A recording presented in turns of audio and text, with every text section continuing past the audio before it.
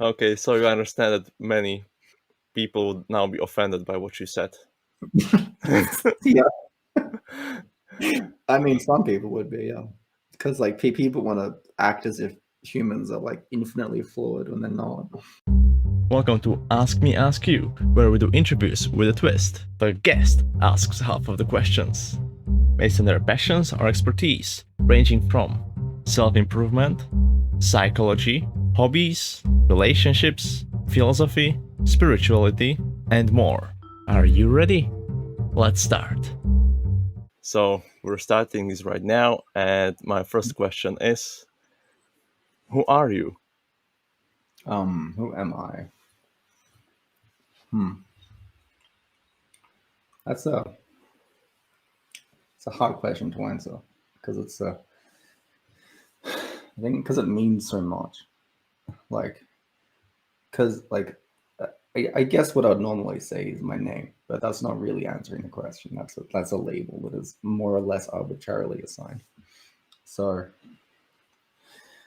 I guess I could go into more like fundamental processes, but then them in themselves would be so um, fundamental and baseline that anybody listening to it couldn't effectively interpret it because they wouldn't have be aware of where they lead to or um, the implications of them.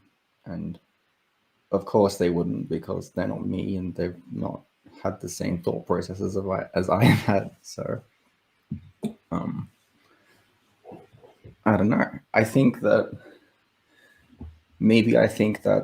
question is better answered by another person because who I am is going to be more important to them than it is to me in relation to them.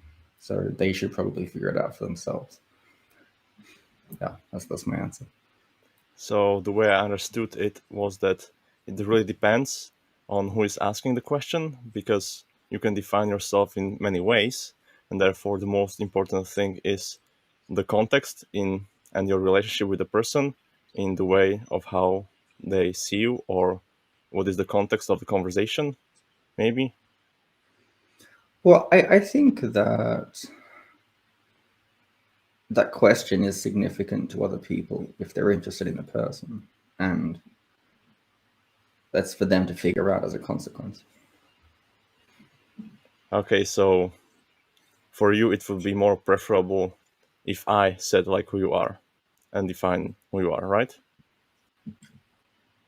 Well, if it's important to you to know what I'm like, then I think you should figure it out. Yeah, but that's not any obligation that you're under. It's preference, and I think it's the same for everybody. Okay, so you said that I should define you if I care about about you and who you are. So I guess when I do, then I will say that at least some kind of basics, like you're called Gabriel, which is a label as you described for your name, but more as a person. Uh, for those who are into psychology and MBTI, you'll be labeled as intj. Uh, you are working also on a book that is connected to MBTI, psychology, and these kind of things. And from different kind of perspective, you're a white-haired dude who just came in here with a Mac and to do an interview with me. Okay, so I guess that will be your answer to the question and my input in trying to somehow understand your answer better. So therefore, now we will switch it around, and it is my turn to answer the question, who am I? And I guess I would agree with you that it depends, like who is asking and who they want to know, because I can define myself in so many different kind of ways or describe myself. For example, from psychology, from physical appearance, from like some kind of legal things like names, status, and these kind of things, from demographics, where I live, and these kind of things. And therefore, I guess one way is to say all of the features about you, or all of the perspectives that you can describe yourself, so that the other person uh, will be able to at least find the thing that interests them and they want to use as the definition of who you are. Or on the other hand, you can do the same uh, as you did, where you haven't actually stated anything specific. You haven't chosen any specific perspective to describe yourself, and you let the other person actually describe you. Mhm. So I guess that these will be the things of how we will answer this kind of question. So therefore, now, do you have a question that we will try to answer next? Okay, sure. Um, what is the how should society move forward? How should society move forward?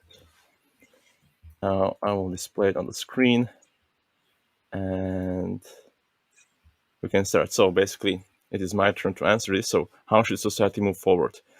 Now, in order to answer this, I guess I would be interested more in what does it mean to move forward? Move forward in which kind of direction? And also, what does it mean should, like, based on which kind of standards or criteria or definitions? I guess this is kind of more general thing.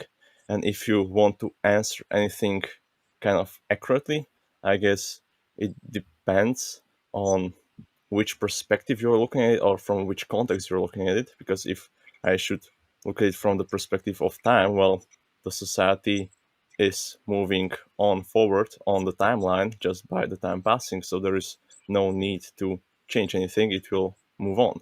If I should look at it from different kind of perspective, maybe from the values that are currently being, I don't know, trending or popular, and maybe some kind of shift based on some kind of values. But in that case, you would have to have some kind of values based on which you would try to evaluate it upon, and you would need to have some kind of vision of what is the definition that you want to move forward, and based on that, based on your criteria and the end goal that you're trying to achieve, I guess only after you define both of these you will be able to figure out of how you can get to the end goal by the criteria that you set.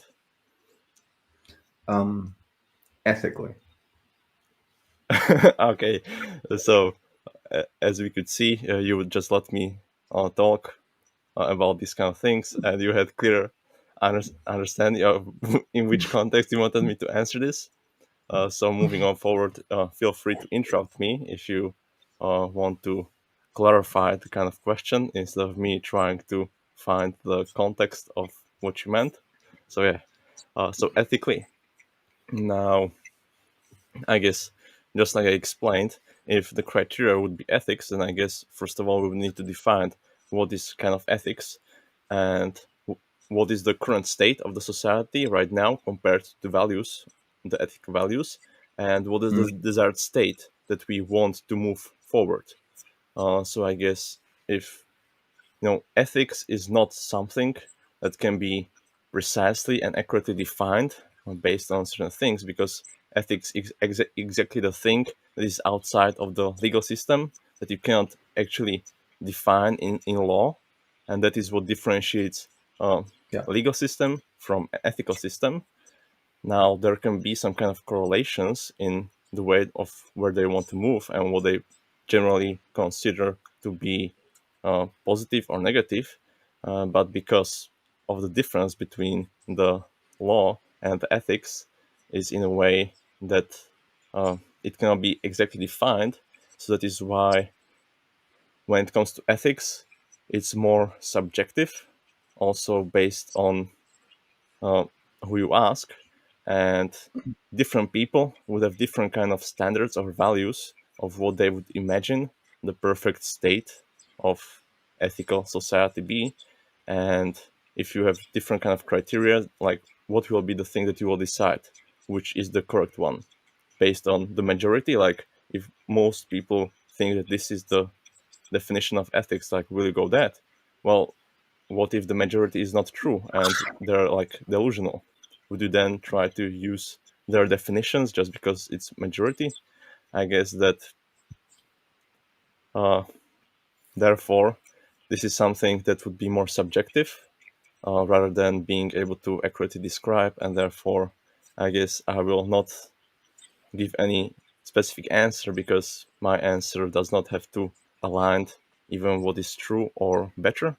It would be just my subjective perspective on this kind of thing. And I think I've been talking quite a lot, so therefore I guess we can move on to not spend the whole thing just me talking about this thing. So what do you think about my answer for this? I think I understand that uh, that complex questions require many different like sub questions in order to get to um, a proper conclusion. And is there even a proper conclusion, or is there even something that we can agree that would be the proper one when it comes to certain things? I think, yeah, I think so. Um, Okay, because so of this train of reasoning, so um, we can switch it there around, is and now it's theoretically uh, so we're switching it around, and now you can basically explain. hello, the screen's frozen. I can't see it properly. Great. I just switched the screen, so we're on the other side. So now it's your turn to actually answer this kind of question, where you can explain your perspective of uh, how would you look at answering the ethical point of view from the society moving forward. Sure. Hmm. I think that there's I think there's certain systems that make things systemically worse or systemically better based off if the system is adhering to it. Um, and I think that that law includes humanity overall, and not only humanity in a collective sense, but humans in an individual sense. Um, and I think that what we should be doing as a probably not all of us, because that would be silly, but at least some people should be figuring out what they are and how to best adhere to them. Um, but some of the things that I've observed is um, being honest with yourself at all times, and I think the because you can't really do that in a societal sense because it doesn't span out to other people very effectively. But I think the closest equivalent would be um, something along the lines of unfiltered communication between people. And so I think the freedom of speech should be enforced as a result. Um, Okay, so I yeah, guess so you there's would that. you would see it I in a can way probably generate more.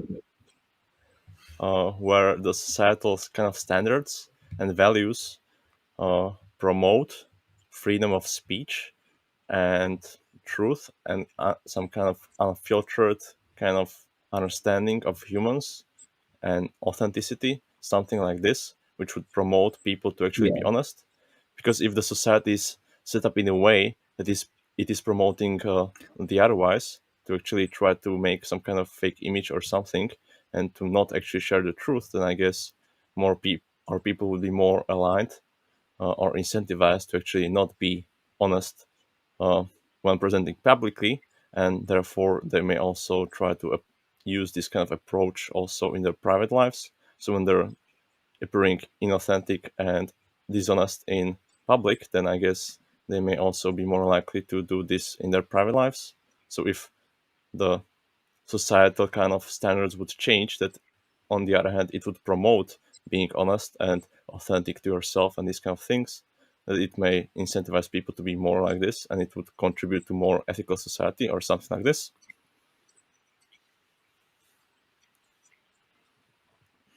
I think it would.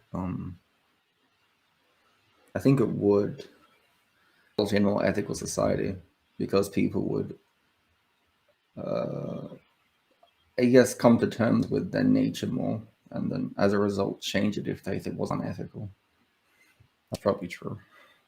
Yeah, I could agree with But this kind of approach. I think, yeah, I think the real benefit would be with open speech comes open criticism, and with open criticism results in like the more stupid ideas being mocked more, and then they get promoted less. And I think that's the main benefit. Yeah, I would agree with this. And I have a perfect question to follow up on this. So, therefore, if you believe that with open speech and freedom of speech comes also openness to criticism, then I guess what is your greatest criticism of me? Of you, oh geez, the greatest criticism of. Um,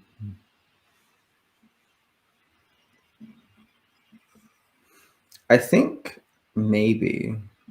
See, this is the kind of question that I don't like to answer because they might offend people. So You don't have to worry about I'll only offending answer me. the question. I'll only answer the question if you promise not to be offended. I will not get offended.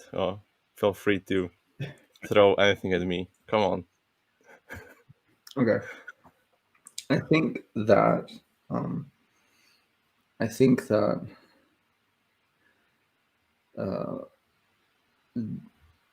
NF subtype, which you are of INTJ, is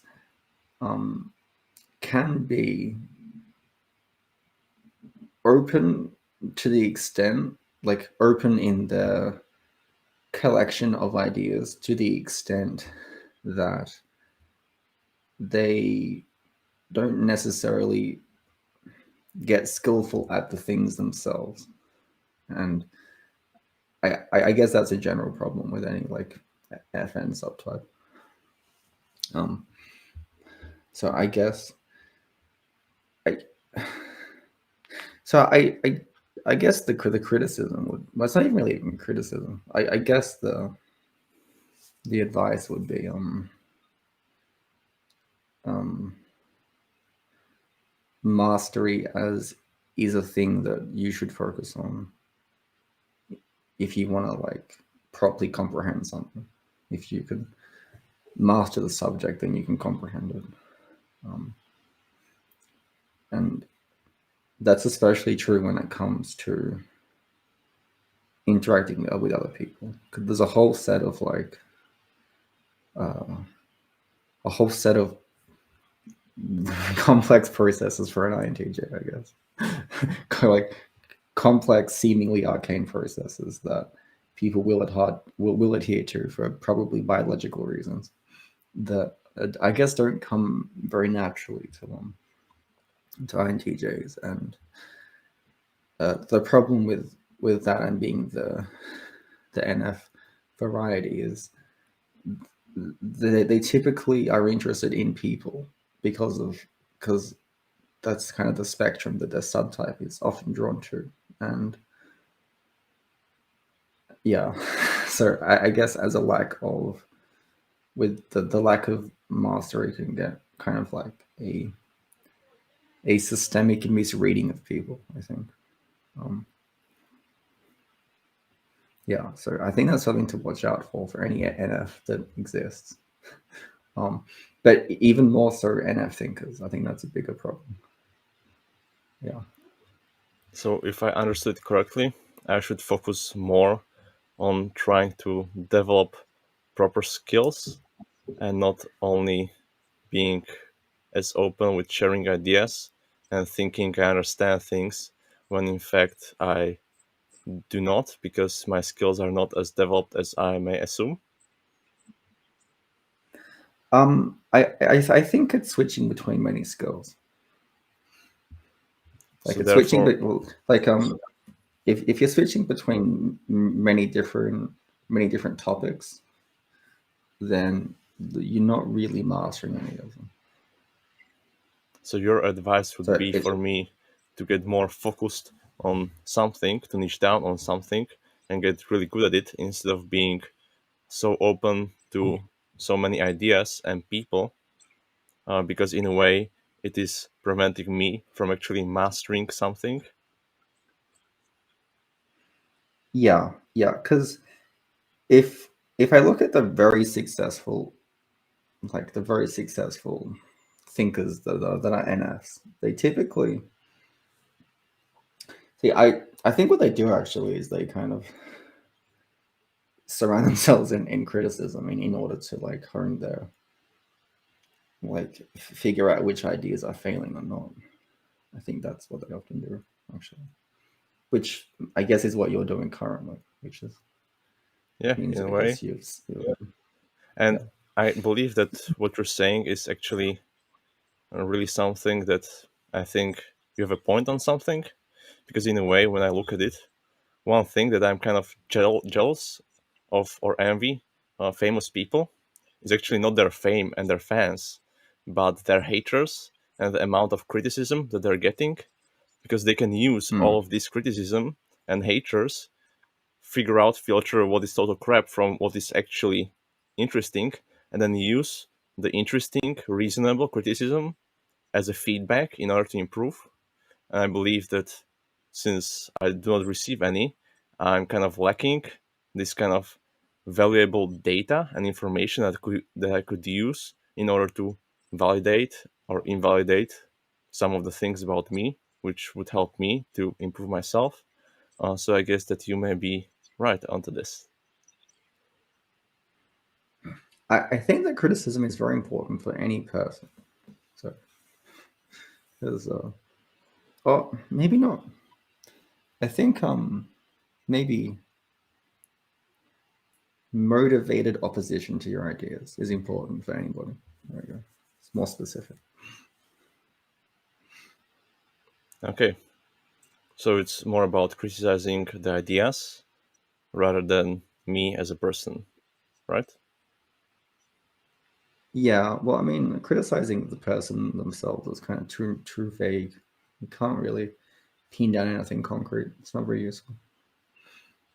Okay, now before we started this question, you were kind of concerned about me getting offended, and now I don't really Hmm. see any point of why even I should be offended by what you told me.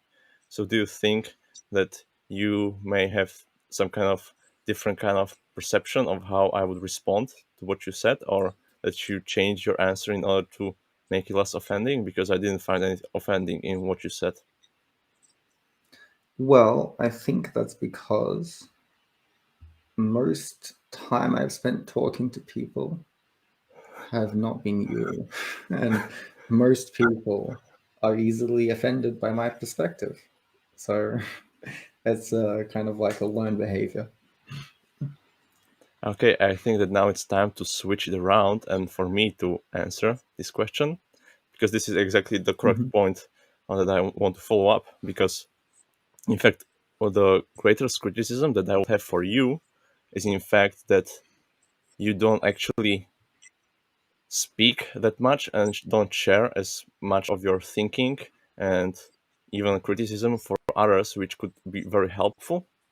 And therefore, just like we explained a few seconds ago, that you do not do this because you feel like people would be offended by this, and therefore you are restricting yourself just to please the feelings of others, even though I guess it's not really your responsibility to take care of other people's feelings. And if they get like offended by you, then they can just block you, shut you down, and not listen to you anymore. But on the other hand, what could be something more valuable would be if you would not be as concerned about offending people and just go out and say what you have to say, because in a way there are people who could greatly benefit from what you have to say, and they will not even get offended by what you have to say because some people value truth more than illusion. And if you can say something truthful, then I believe it is worth saying it, even if it may offend others in the process. I agree with a lot of what you said, and I think it works well in like a model sense.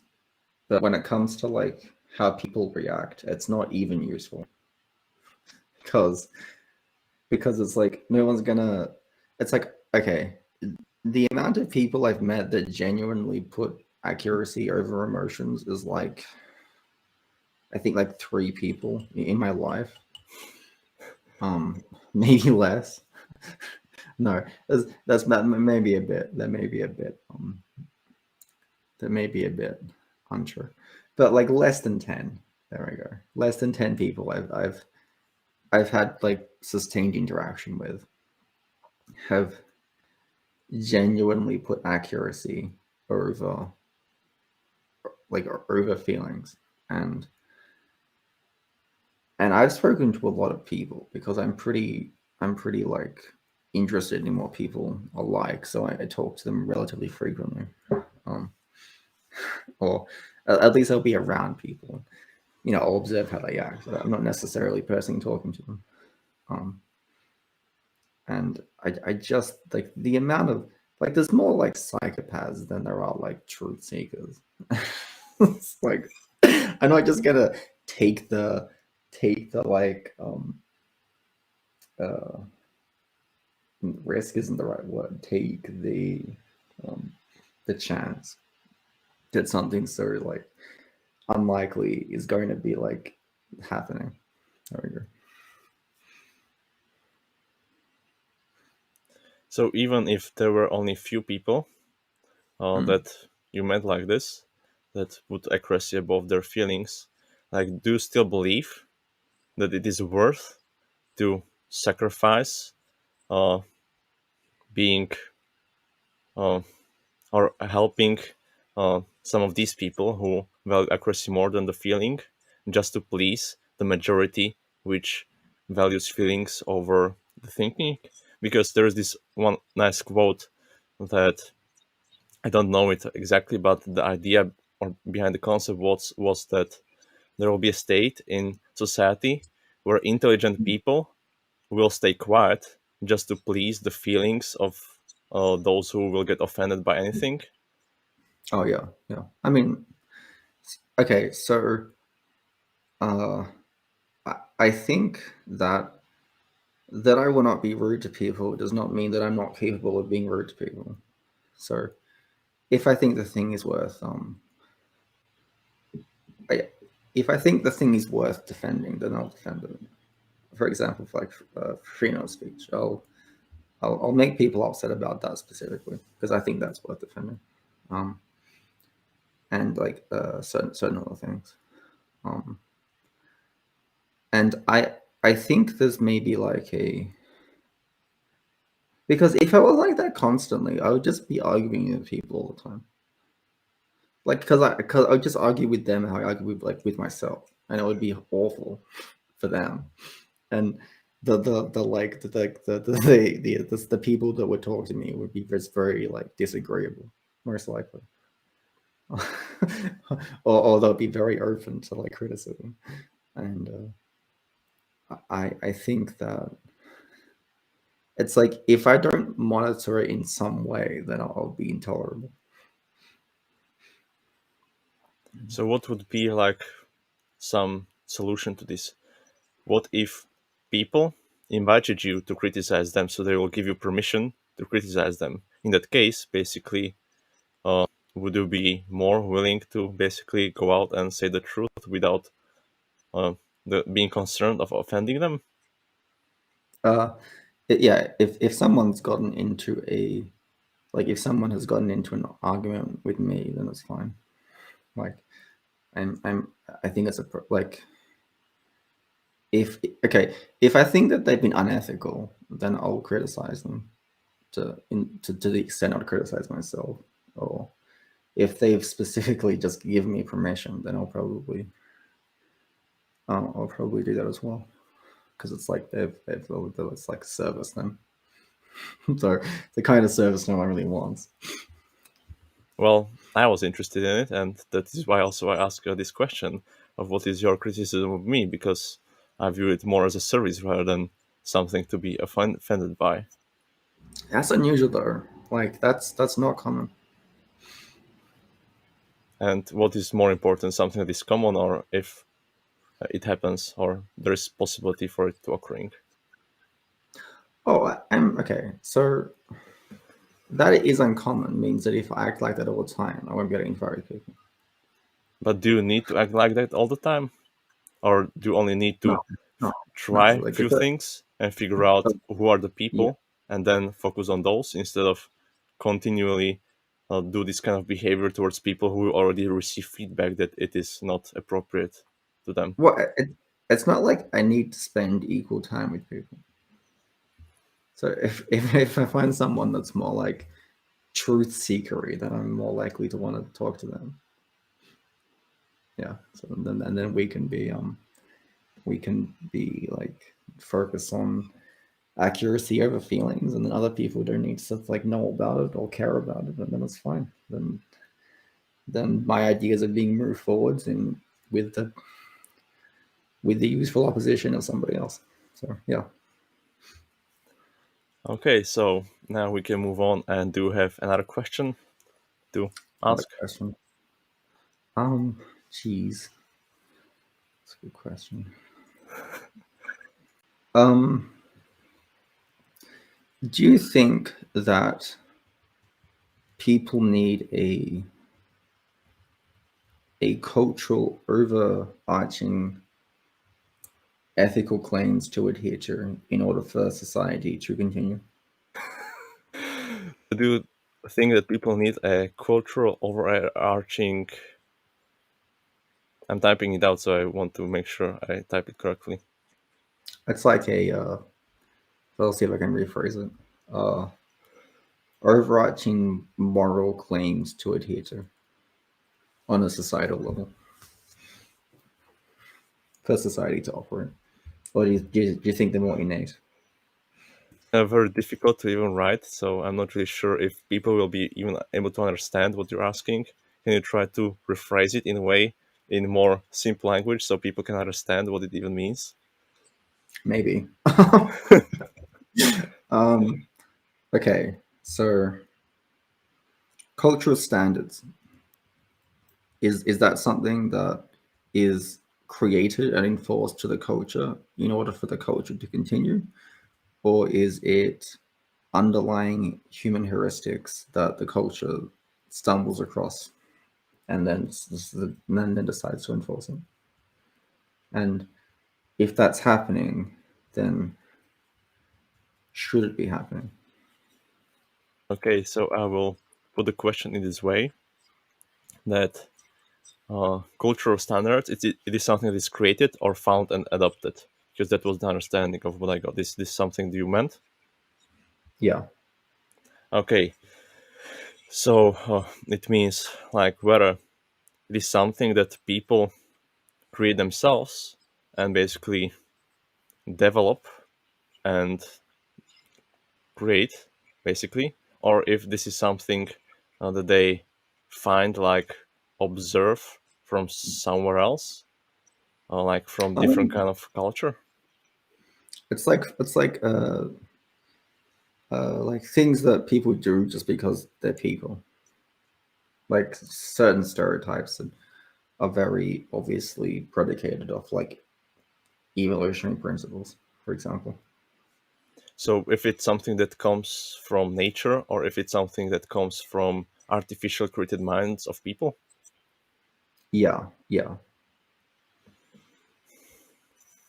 I guess this would be very difficult to answer, because Well, I guess that in a sense, if we care about the truth, then the answer would be determined based on some kind of research that can test these things and prove whether or which is most likely to be the cause. And therefore, I don't really think that my subjective perspective on this matter would create any kind of value in achieving the truth or accuracy of this thing. So, therefore, my answer to this kind of question would not be necessarily relevant to the truth itself, but it would be more a biased opinion of me on this kind of topic. So, therefore, I do not believe that my answer would be any valuable in finding the real truth for you that you may be asking and seeking. Okay, so I think that the like the actual question I want to answer, and I'm not really expecting you to answer it because I don't know the answer myself. But I'm trying to collect information in order so then I can think about it. That's the real motivation. And so there is a culture, and a lot of it is biologically developed as a result of biology, and a lot of it is also developed as a result of just like people thinking about what should happen. And as a result of that, a lot of it is inaccurate, almost by design. So culture gets in the way of accuracy.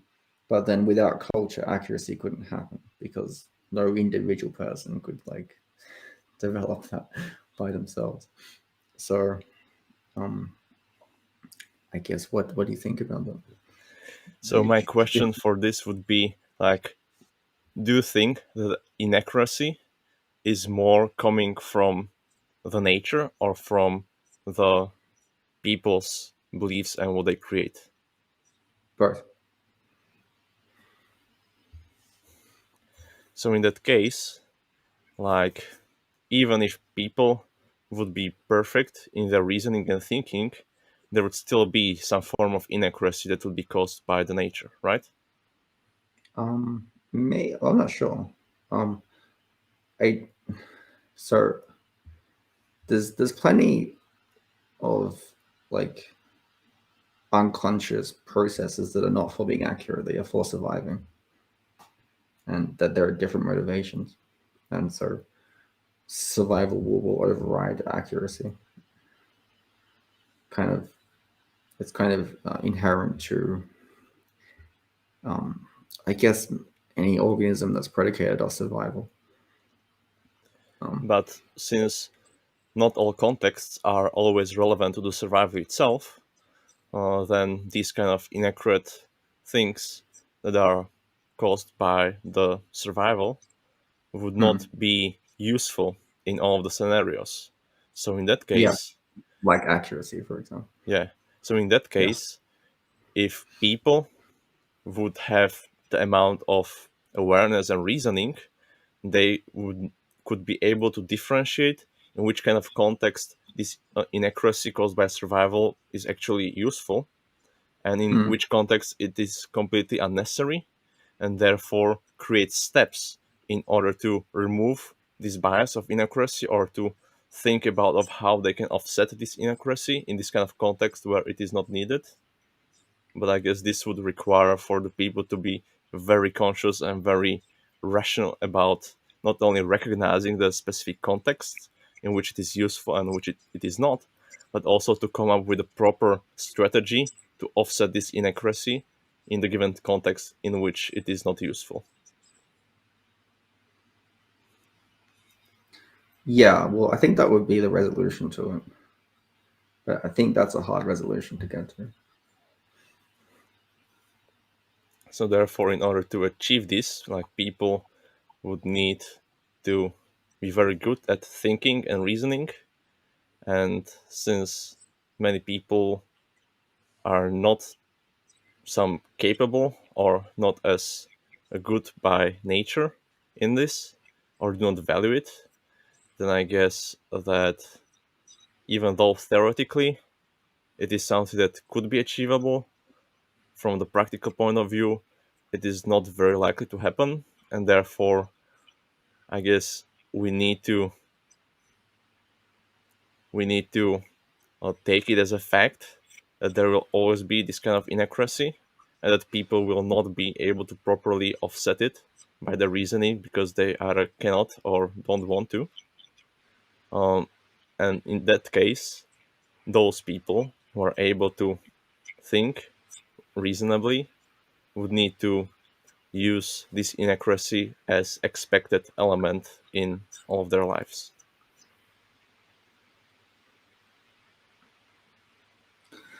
Well, it's not as if people that are in that cycle will understand that they're in the cycle. So, like, I think there's a way to resolve it. I don't know what it is. I'll figure it out. Okay, so I guess should we move to the next question? Sure.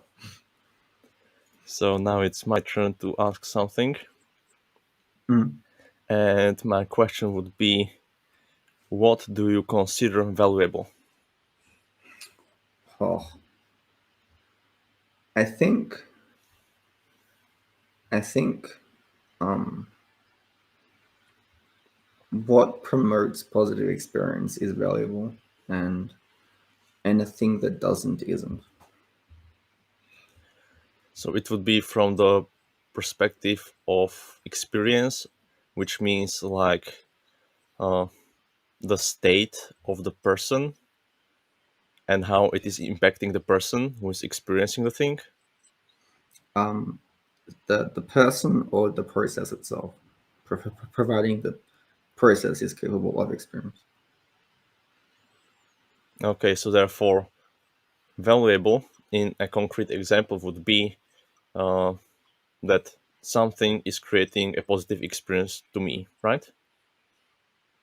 Yeah, but it must be promoting it or maintaining it. So it can't be something like hard drug use because the overall pattern is damaging for your systems long term.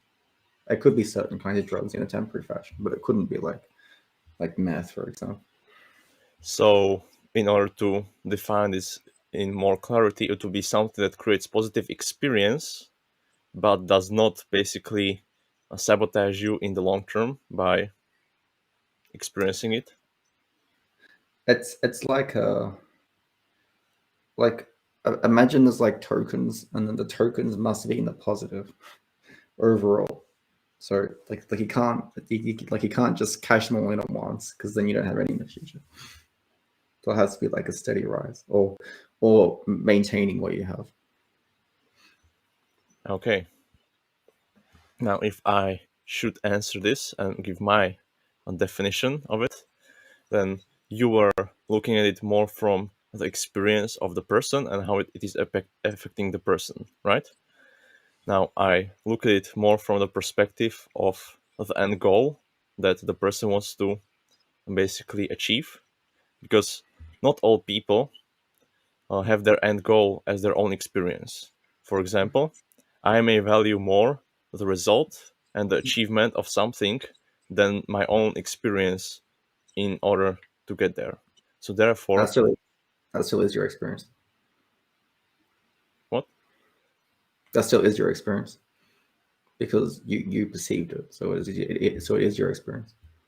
So basically, the way of how Like, you would think about experience is not actual like feelings or perception of how something is impacting me, but also my desire of achieving something would be considered an experience. but yeah, it is. Yeah, yeah. It's like it's like it's like people do things because they want to do things, even if they're doing things for other people. It's like Okay. if it's like if I see an injured dog and I decide to like take it to the vet, it's not because I wasn't doing it for the dog. I was doing it because I didn't want to feel bad about the dog. But Okay, from that so perspective, I was doing it for the dog. But on the underlying process is still your experience. therefore, I guess this opens up this kind of topic of selfishness, of whether people are actually doing anything for the sake of other people, or if everything is basically because of their own selfishness. And I think this will be great to actually use as the next question, where I will define it more properly. So I guess that I would phrase it in a way that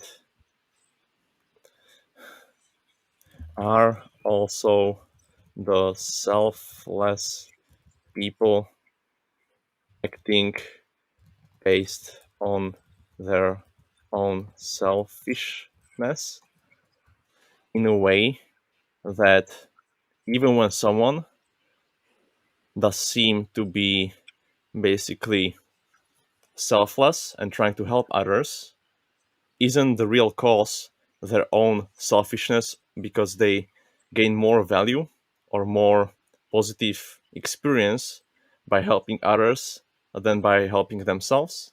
Meaning, in a way, that by helping others, they're satisfying their own need to help others because it makes them more happy than if they were just focusing on themselves. Do you understand what I'm trying to say? Yeah, yeah, because like you are your perceptions. So yeah, it's because you wanted to, even if you're doing it for other people. So therefore, you would agree that all people are selfish.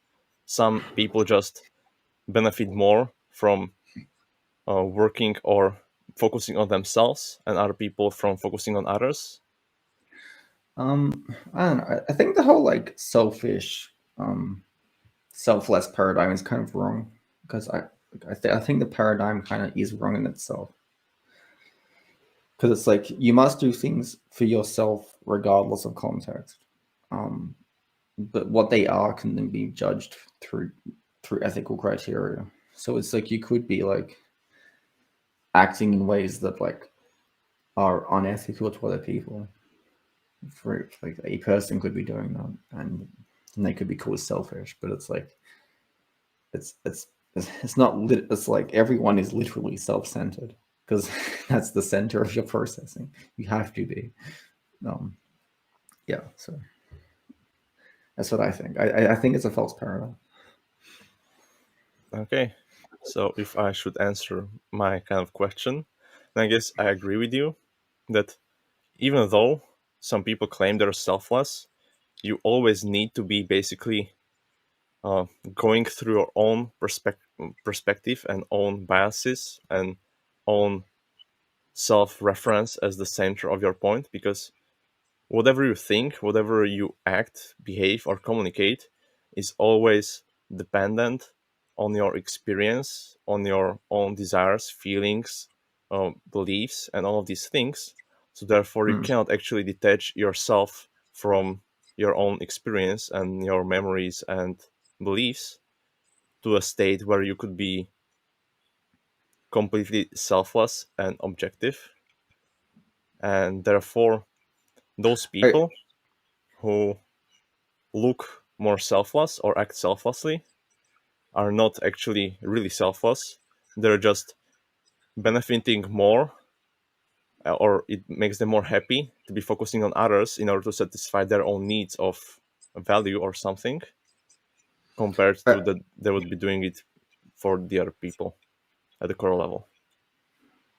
okay, so I agree with what you said, but I also think that that doesn't happen. So I agree with this setting theory, but like with the people that are super self-sacrificing, they usually go through a cycle where they're super giving and then they're super resentful, and and it doesn't seem like it's very healthy.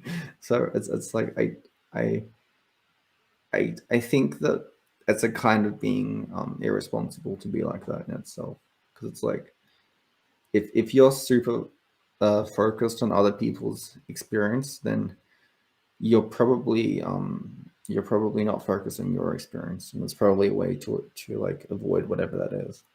And long term, you're kind of affecting people around you in a negative way because of the unconscious resentment that will build up as a result of you doing things for them, and they're not returning the favor because they've got a different set of values than you do. So I'm basically, not talking to you. I'm not talking to you personally. I'm talking to like a hypothetical person. yeah.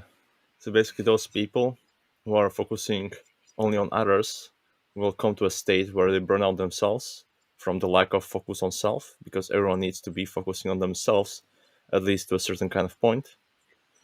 And Yeah. therefore, in a way, by being completely selfless, they're actually not selfless, because it will result in being them burn out, and therefore in that case there will not be any value not only to others but not even themselves.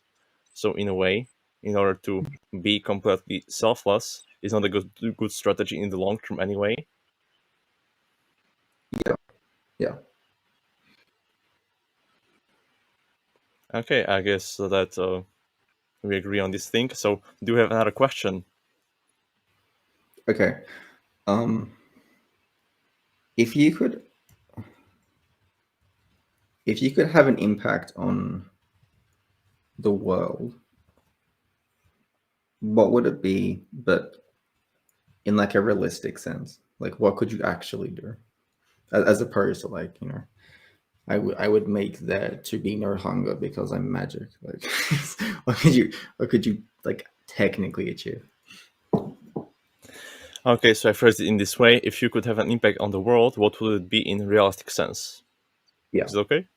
Okay, Yeah. so uh, I believe that the best way that I could create out of impact on the world would be firstly to find a really good person as my partner, because good relationships and partnership and uh, this kind of intimacy and trust that you can achieve with your partner will greatly benefit not only you but also the other person, in the sense that your mutual relationship and interaction will benefit both of you as long as it is a healthy kind of relationship. So therefore, my first like kind of point or objective, which is also what I'm focusing on right now, is to find someone who I can develop this kind of level, very high level of trust, intimacy, and mutually kind of benefiting relationship, because it will both help me and the other person, which in fact will make me achieve my potential more, or make me myself a more valuable person, which basically would enable me to be able to create and generate more value. And therefore, the first step would be this kind of relationship, which would help me. And if I myself become more valuable and more capable of creating some kind of impact, then through the understanding of myself and my strengths and also my weaknesses, I would try to find a way in which I could leverage on my strengths in order to create the value in a way which seems to be the most reasonable and beneficial on the paper, uh, as well as aligned with my own interests and feelings, because I believe that any person can create the most impact if they achieve the highest version of themselves, because by being more valuable yourself, you're more capable of creating more value and more impact on the world. And that is why I look at this from the perspective of trying to become your best self, which may include multiple kind of ways of how you can achieve this. One of them is, for example, a very good healthy relationship. And then from understanding your strengths and weaknesses, try to find a way that is both aligned with your strengths and is both aligned with your kind of passions or feelings. So it's both the thinking and feeling kind of side, because that has the highest potential of actually creating some kind of value or impact on the world, rather than trying to go with some kind of societal standards that may not be perfectly aligned to you. So, in the most summarized way, would be to use uh, your strengths in order to find a way in which you can use them the most, rather than to try to go by some kind of societal standards which may not be aligned to you. So find a way that is the most aligned to you and continue in that kind of way. Okay. Makes sense. Is it my turn to answer the question? Yeah, let's go. Okay. Hmm. I think I think after the well, I think the book is part of it actually. That's probably pretty valuable for people. Um, but after that, um, I think I think probably creating a lexicon of degeneracy so people know what it is and how to recognize it, um, and therefore how to avoid it, or both within themselves and external to themselves. I think that is probably the most likely way I could have a positive impact on society. So once again, what would you call it? Lexicon of what? Degeneracy. Degeneracy. It's like bad behavior. Okay, so you would want to like create this some kind of lexicon or dictionary where you would basically define all of the bad behaviors and their definitions so people can understand them and learn from them and observe if they're behaving in any kind of these so that they can then fix it themselves and not behave this way. Yeah, and also learn how to avoid it. Yeah, because I'm very good at figuring out the underlying structures of how things operate, including people. Because I see people in a very mechanical sense, which is not how people see people. But because I'm kind of on the outskirts of people looking inwards, I kind of know how they work. Kind of like a mechanical sense that people feel uncomfortable when you bring it up. So I guess giving some purpose to that, like, because it's just kind of like noting down the patterns that lead to worse things. Because it's like yeah, I think that would be genuine and useful for people. Like after the book's out, that's gonna be useful for people if they read it as well.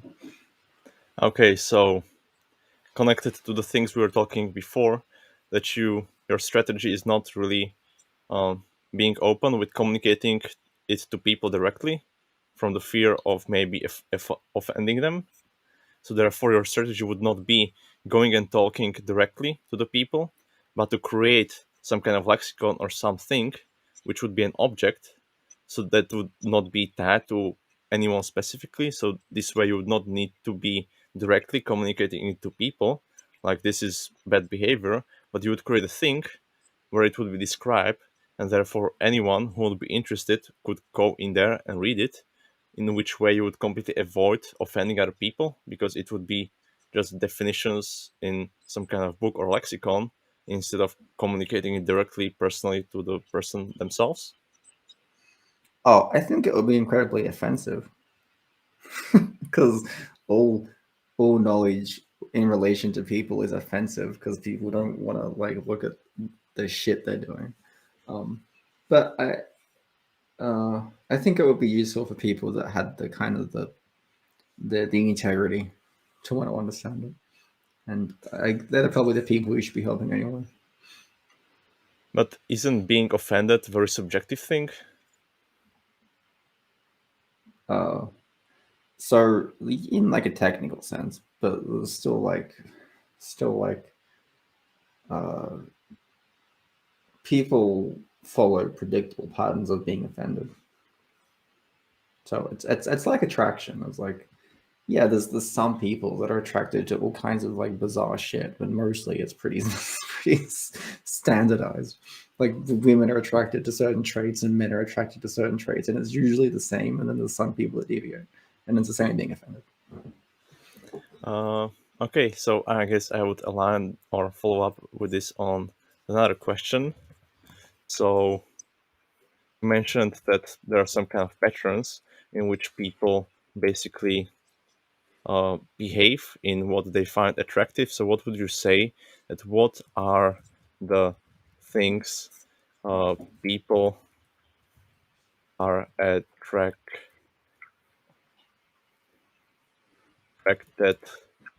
to the most? In which way you can basically describe uh, your examples on the things which you believe that people, men or women, are generally most attracted to? Oh, isn't this kind of like common knowledge? It's like hip to waist ratio for men. Um, for women, it's height. Also, certain kind of like emotional characteristics. Like women are attracted to self confidence. No, not self confidence. Like just confidence. Take out the self. Like women are attracted to confidence, for example, especially younger women. That often changes as they get older because that's a dumb attraction strategy. um, and men are often attracted to like characteristics that are aligned with being good at reproducing. It's just like evolutionary things. It's pretty standardized across culture. I'm sure there's a lot of like I'm sure that you could look this up in more in more of a scientific way. I'm probably not as familiar as I could be if I wanted to argue for it properly. Okay, so I guess that is it actually good to try to deny this fact that, generally speaking, men want the female to be healthy and nurturing, and therefore her appearance or her lifestyle or her body weight is kind of important in this fact because not. Well, it is, yeah. But it's important, yeah. If you want, if you're a woman and you want to be attractive to men, there are criteria. Like I didn't invent them. I'm not the. I'm just the messenger. Okay? I'm just like, and it's the same the other way around. There's just they just exist, and I'm not, they're not moral claims. Like height is not a moral claim. That's an attractive one, and it's obviously not fair. Obviously, Okay, so you understand that many people would now be offended by what you said. yeah. I mean, some people would be, yeah, because like people want to act as if humans are like infinitely flawed when they're not. Okay, now if I should answer this, then I guess I definitely agree that there are certain patterns which are true for any kind of person so that they would be more objectively viewed. Definitely, like when it comes to health, because of the evolutionary kind of perspective. Uh, for men, I guess it would probably be some physical traits, maybe height, because it's connected to being like strong and being able to protect the other gender. So it's kind of looking at this perspective of masculinity and femininity, where feminine are more kind of nurturing, and masculinity is more about kind of protection and these kind of things. So from evolutionary point of view, I guess that I would agree that there are these some kind of trends that would generally more or less apply to basically anyone.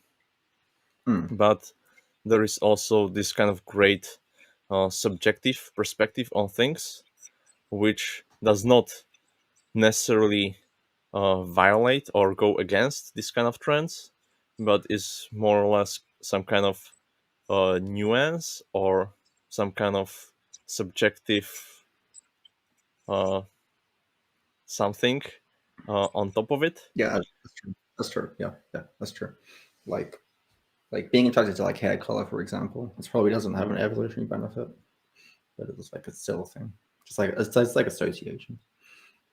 Okay, so I guess that therefore the best kind of strategy in order for yourself to be the most attractive is to comply with the kind of general trends that are that somehow exist, probably based on the evolutionary kind of perspective, and that pretty much people know about, but some people get offended even though they are true. And then, well, try to master these kind of general trends, and then just add a little bit of this kind of subjectivity into the pool. Yeah, like if you want to maximize your attractiveness. Yeah, like it's not you specifically, just people. If a person wants to maximize their attractiveness, then yeah, and, adhere to social, not social, adhere to to human patterns of being attractive. Uh, okay, so I guess do you want to go with another question? Um, it's getting kind of late for me, so it's like, Okay, yeah, so I will finish this up with one last question sure. that will be kind of quick. So, who should I interview next? Who should you interview? I don't know. Um, I don't know how to answer that question. I don't know who you know. Um, what's your interview criteria? Like, I'm curious about who would you recommend based on this kind of experience. Like, who would be a good candidate that you would recommend to come in here and have this kind of next interview? Oh, I don't know. I don't know. Because like I don't really know what people like how open people are. To like random intellectual I guess they wouldn't have to be intellectual questions. That's just me because that's just me um judging of this conversation. Um, I guess maybe targeting INTPs would be a good idea because they're usually up for a they're usually up for uh, being intellectual. They kind of like that's the whole thing. Okay, Maybe maybe ENFPs. They also they like novelty a lot, and that could be they might like that. Probably get along with them quite well as well. Both like ENFPs, INTJs usually get along. okay. So just to finish up with me answering this kind of question, like you're also doing this kind of interview on your channel, Russian typology, with people.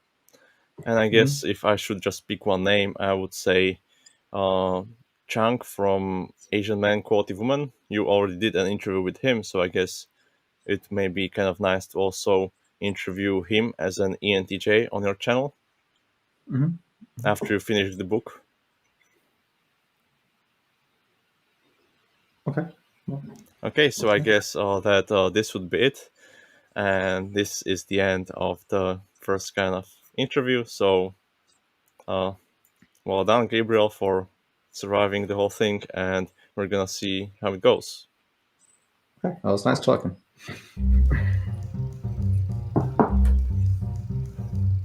To find out more about Gabriel, check out his YouTube channel, Russian Typology, or the second channel, Nina and Gabriel. Um, if you wanna talk again in the future, I'll be up for that. Like the same thing that we will just meet and talk about random questions, like version 2. Yeah, we can do that if you like.